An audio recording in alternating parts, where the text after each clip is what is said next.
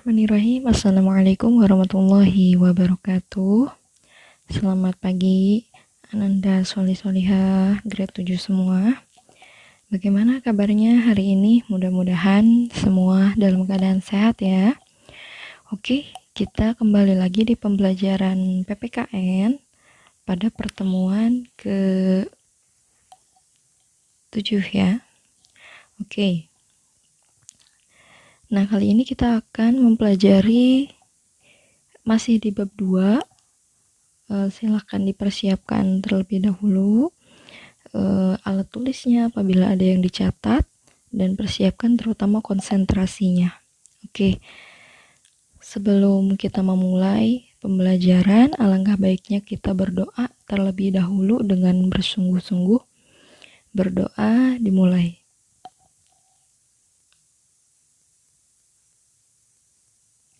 Berdoa selesai. Baik, kita akan memulai ya, Ananda Solihah. Hari ini kita akan membahas mengenai pelaksanaan norma sesuai prinsip keadilan. Nah, kalau kemarin kita membahas mengenai arti penting norma ya, sekarang yaitu pelaksanaannya, lebih ke prakteknya gitu ya. Nah, contohnya di lingkungan keluarga di sini ada pohon norma ya. Di lingkungan keluarga kita harus berpamitan kepada orang tua saat akan bepergian. Dalam lingkungan sekolah kita harus menghargai pendapat teman. Nah, di lingkungan masyarakat contohnya adalah kita harus mengetuk pintu saat bertamu. Oke. Nah, kalau dilihat dari judulnya yaitu pelaksanaan norma sesuai dengan prinsip keadilan. Lalu apa sih sebenarnya hubungan antara norma dengan keadilan itu? Kenapa pelaksanaan norma itu harus berdasarkan dengan prinsip keadilan? Jadi norma ini menjamin hak dan kewajiban sebagaimana yang telah kita bahas pekan-pekan sebelumnya, bahwa norma ini juga merupakan kaidah atau pedoman yang mengatur mana yang boleh dan yang tidak boleh dilakukan ya, antara hak dan kewajiban, antara yang harus dilakukan dan yang tidak dilakukan. Jadi norma ini menjamin hak dan kewajiban, maka muaranya adalah keadilan, dan dengan keadilan itu sendiri dapat terwujud melalui norma. Jadi suatu keadilan hanya dapat terwujud dengan diberlakukannya suatu pedoman atau kaidah yang bernama norma. Sampai sini paham ya? Kemudian Ananda semua, nah kata keadilan ini sendiri sudah terdapat dalam dasar negara dan konstitusi negara. Tentu dalam Pancasila ya, keadilan dalam dasar negara itu tertuang dalam sila kedua dan sila kelima dalam Pancasila. Sila keduanya adalah kemanusiaan yang adil, kata adil ya, tersurat dalam frasa adil, kemanusiaan dan yang adil dan beradab. Dan yang kelima adalah keadilan sosial bagi seluruh rakyat Indonesia. Jadi sama-sama termuat kata adil itu sendiri, adil atau keadilan. Nah, akan tetapi bukan berarti menjadi menyimpang ya Pancasila itu sendiri. Jadi semuanya itu antara sila pertama dan kelima itu ternyata saling berhubungan dengan ini, dengan pelaksanaan norma ini gitu ya. Nah, kenapa? Nah, jadi sila pertama dan ketiga juga keempat ini merupakan pendukung terciptanya keadilan itu sendiri, keadilan dalam masyarakat. Nah, ini berhubungan ya dengan norma, berarti Pancasila ini sendiri sangat mendukung atau berkaitan, masih mencakup terkait norma ini ya.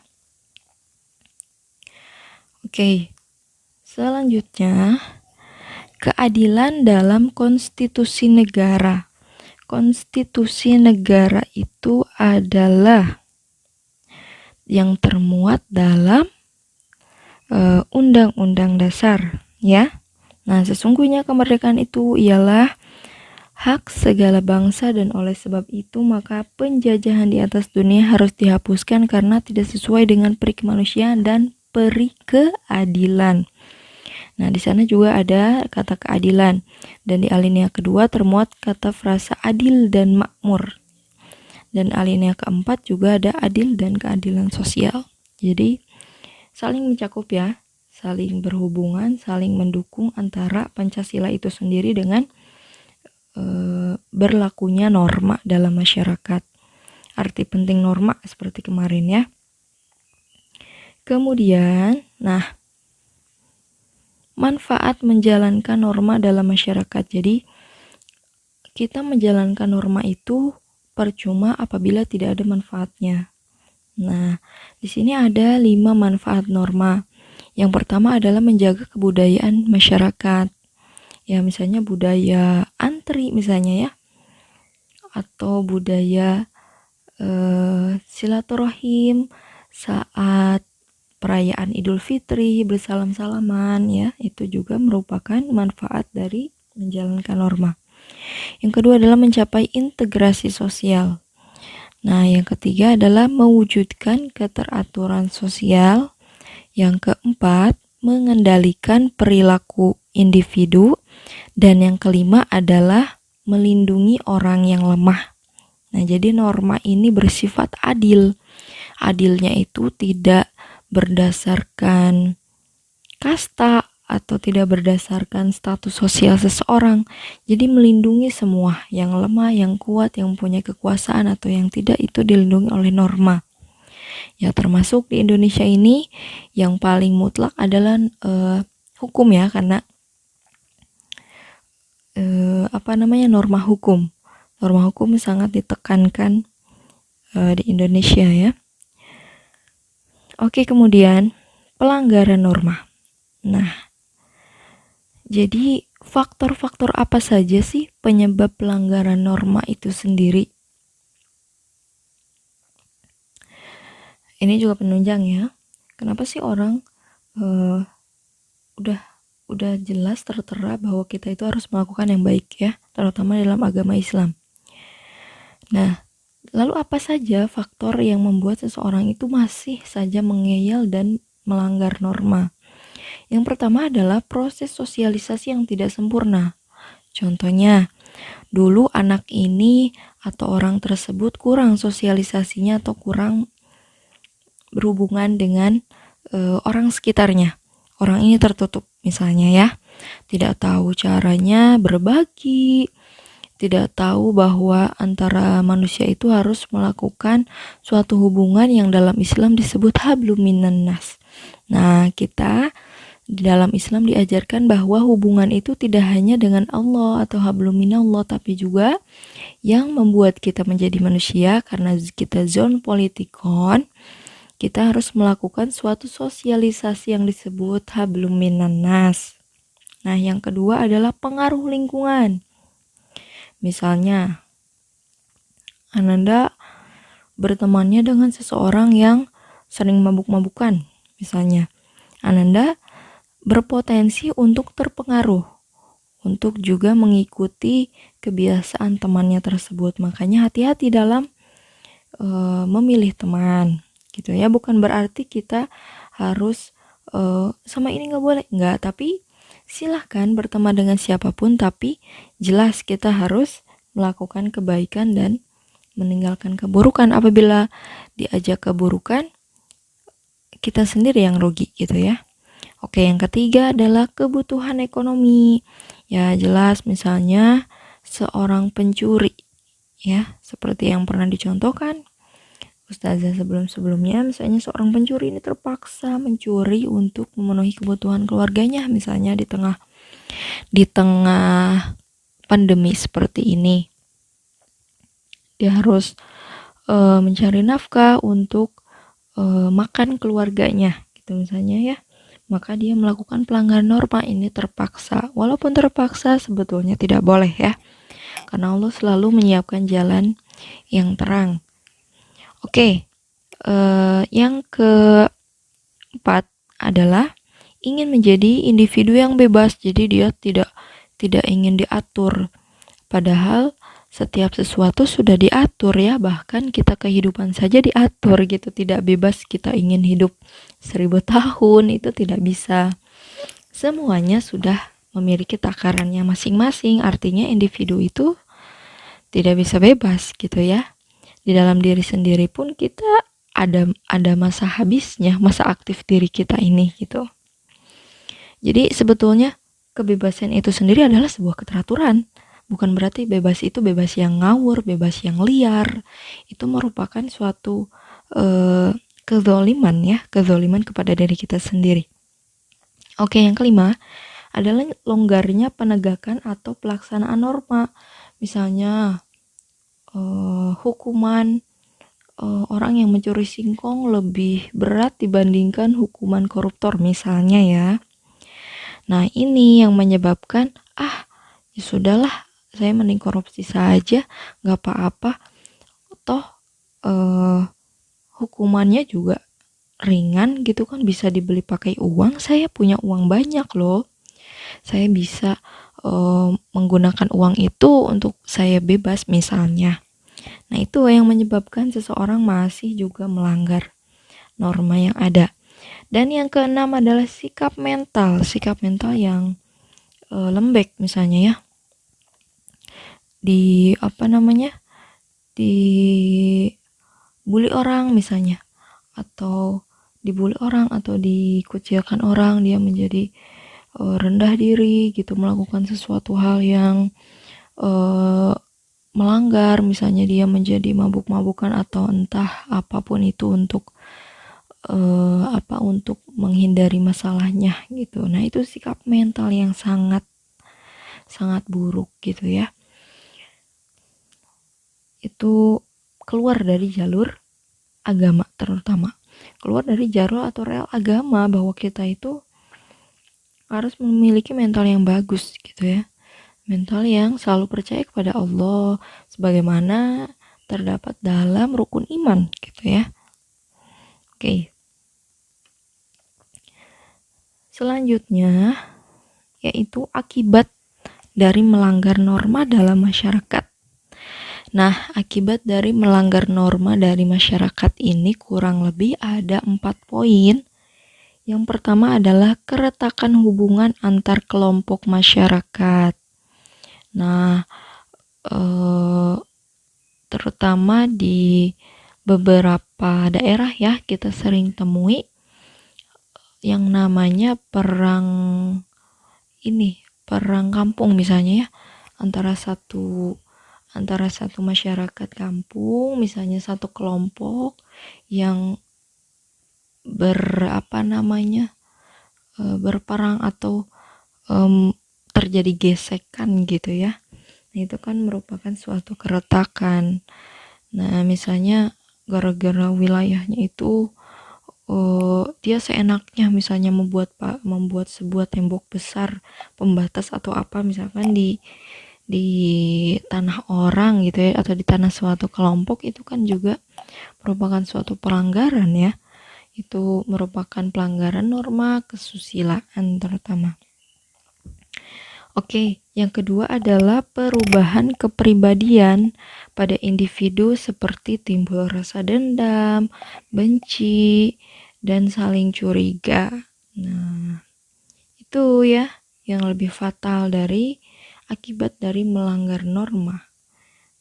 Jadi misalnya si orang ini tuh kemarin orang ini juga dia ngomongin aku gitu kan, atau dia meludah sembarangan, jadi kan saya benci sama orang itu. Nah itu dia perubahan kepribadian pada individu itu ya. Oke, yang ketiga adalah kerusakan harta benda dan hilangnya jiwa manusia. Nah contoh seperti para koruptor, itu kan harta bendanya juga bisa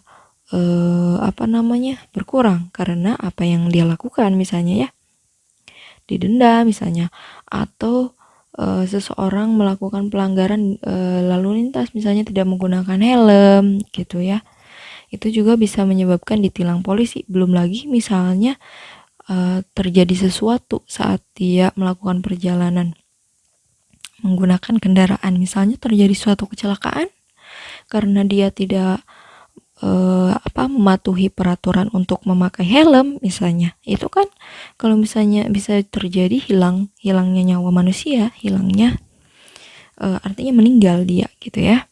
Oke, yang keempat adalah dominasi yang mengarah kepada penaklukan salah satu pihak dalam konflik. Dominasi itu berarti lebih banyak ya, lebih banyak yang mengarah pada penaklukan salah satu pihak atau konflik. Contohnya ya pelonggaran hukum tadi, pelonggaran untuk pelanggaran norma tadi misalnya. Nah, itu bisa menyebabkan ketidakadilan apabila seorang penegak hukum misalnya tidak melakukan yang sebagaimana mestinya, yang seharusnya dia bersikap adil. Nah, ini menjadi tidak, misalnya karena salah satunya itu atau si pelakunya ini merupakan seorang pejabat misalnya. Nah, itu juga merupakan ke arah yang salah ya, dominasi yang mengarah kepada penaklukan yang salah. Oke. Nah, ini maka dari akibat pelanggaran norma tadi dan faktor pelanggaran norma, nah ini dia upaya pencegahan pelanggaran norma untuk menciptakan suatu keadilan. Berhubung keadilan itu sangat penting ya. Nah, sebagaimana tertuang tadi di dalam Pancasila tadi, makna keadilan ini sangat penting. Apabila tidak adil, bayangkan ya betapa kacaunya keberlangsungan hidup manusia ini gitu ya. Antara satu manusia dengan yang lainnya bisa jadi setiap detik terus saja terjadi konflik karena tidak adanya keadilan ini. Norma ini tidak berdasarkan prinsip keadilan. Makanya harus norma itu bersandar kepada prinsip keadilan. Oke, upaya pencegahan pelanggaran norma untuk menciptakan keadilan. Ada 5. Yang pertama adalah pembiasaan. Pembiasaan mencium tangan orang tua sebelum berangkat ke sekolah. Misalnya yang kedua, teladan. Tidak membuang sampah sembarangan atau memungut sampah yang di jalan, memungut cangkang pisang supaya orang tidak terpleset, itu kan merupakan sebuah teladan yang baik. Yang ketiga adalah penyadaran. Kita sadar bahwa kita sebagai manusia harus bersikap adil, harus bersikap benar gitu ya. Nah, yang keempat adalah pengawasan. Misalnya seorang anak diawasi oleh orang tuanya agar tidak terjadi kenakalan, misalnya ya, terjadi kenakalan utamanya di usia sekolah. Nah, yang kelima adalah penghargaan dan hukuman. Artinya apa sih? Misalnya seorang anak SD atau anak TK gitu ya, pada saat dia melakukan hal terpuji, wah itu harus diberi penghargaan oleh kakaknya ataupun oleh orang tuanya atau yang lebih dewasa dari dia. Agar apa? Agar dia tumbuh suatu perasaan, oh iya ini perasaan senang, perasaan bangga karena dia sudah melakukan hal yang betul.